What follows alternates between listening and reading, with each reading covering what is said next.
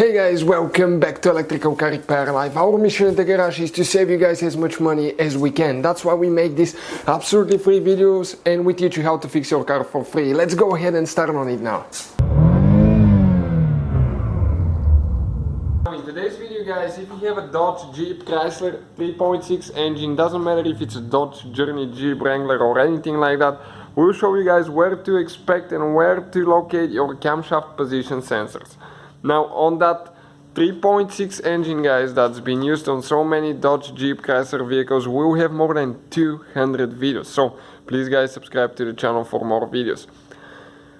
We'll be taking the whole engine apart. We'll have so many videos, and if you have any specific problems, just let us know and we'll try to make a video. Just drop a comment below. Now once you remove your upper intake, okay, your upper intake is that's what it looks like depending on the vehicle, okay, and the model. Yours might differ a little bit, but the idea is the same. Once you remove your upper intake, you're going to have your cylinder valve cover gaskets accessible. And if you look at the engine, okay, you will have two camshaft position sensor, one on one head, one on the other head. Now this is bank one. For vehicles with the engine facing this way, okay, check out how the headlights are facing this way. This is bank one, and for vehicles, rear wheel drive vehicles, the engine will face this way. So you have to turn the engine like that. So this one will be bank one, this one will be bank two. So that's where your sensors are located. The procedure to remove and replace them, actually it's pretty simple. Okay, all you have to do, you can see that safety pin, we'll need to pull that pin back. Okay, I'm going to show you. We just grab and pull that thing back. Sometimes they will be stuck like that. Push down and pull it out. And all we have here now, it's a torque sturdy star looking bit. Okay, let us just focus on it so I can show you, okay, what I'm talking about here.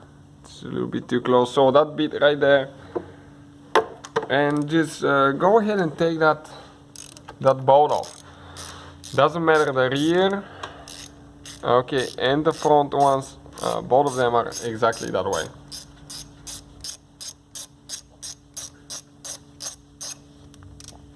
So we'll go ahead, pull that thing out.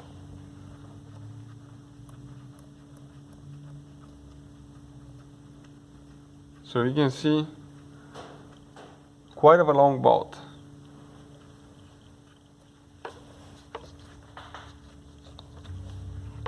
It's still going.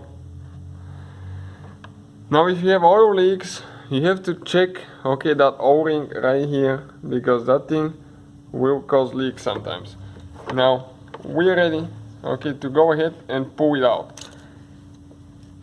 Now that thing will be a little bit stuck because there is a big seal as well, so we'll need to pry it up a little bit. Okay, let me just focus here on the camera. We'll get a red plastic panel removal tool like this one, and we'll just go underneath a little bit, okay, and pry it out. Now the sensor comes out only in one way, like that. This is your gasket inside. I'll recommend to remove and replace the gasket as well, and this is just your sensor. You can see how it comes out. So hopefully guys the video will be helpful to some of you that are in the process of doing that. Don't forget to subscribe. Hopefully guys the video was helpful and we were able to save you money. We guys have more than 19,000 free repair videos on our YouTube channels. Check them out. We have videos that can save you thousands of dollars in future repairs. Thank you for watching and see you guys next time.